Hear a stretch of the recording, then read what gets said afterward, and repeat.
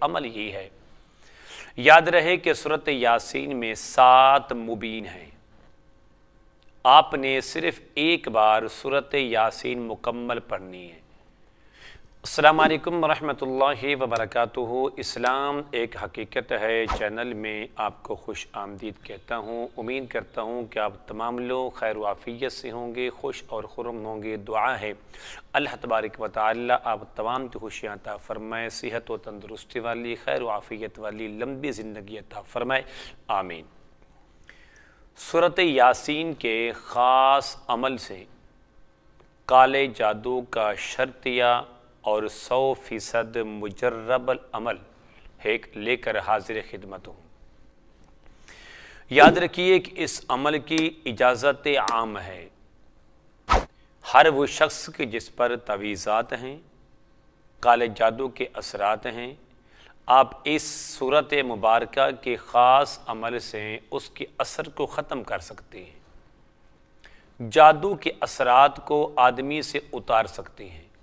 عمل بتانے سے پہلے اگر آپ نے ابھی تک میرے چینل کو سبسکرائب نہیں کیا تو ضرور کر لیں تاکہ میری آنے والی ہر ویڈیو آپ کو بآسانی ملتی رہے۔ عمل ہی ہے۔ یاد رہے کہ سورۃ یاسین میں 7 مبین ہیں۔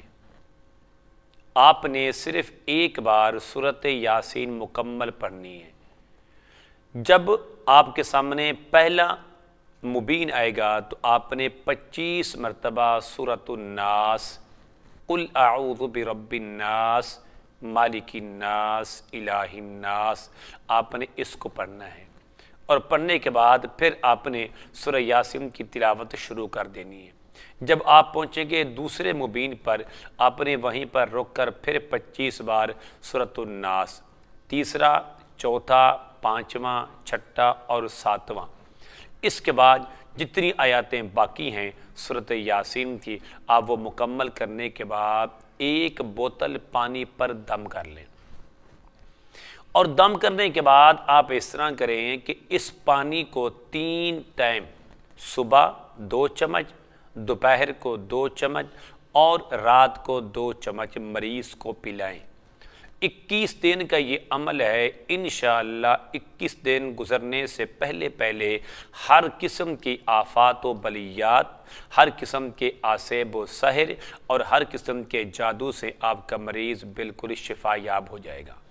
لیکن اگر آپ یہ چاہتے ہیں کہ میں اس سے بھی جلدی آپ کے مریض کو درست کروں، میرا مریض درست ہو جائے، اسے شفا مل جائے اور جنات سے، سائے سے، اسیب سحر سے چھٹکارا مل جائے، پھر آپ اسی عمل کو صبح، دوپہر اور شام 3 دن لگاتار 3 ٹائم یہ عمل کر کے آپ مریض پر دم کریں تو انشاءاللہ 3 دن گزرنے سے پہلے یہ ٹوٹل 9 دم بنیں گے۔ 9 دن پورا ہونے سے پہلے آپ کا مریض الحمدللہ صحت یاب ہوگا، اس کو شفا مل جائے گی۔ امید کرتا ہوں کہ میری یہ کاوش آپ کو ضرور پسند آئے گی۔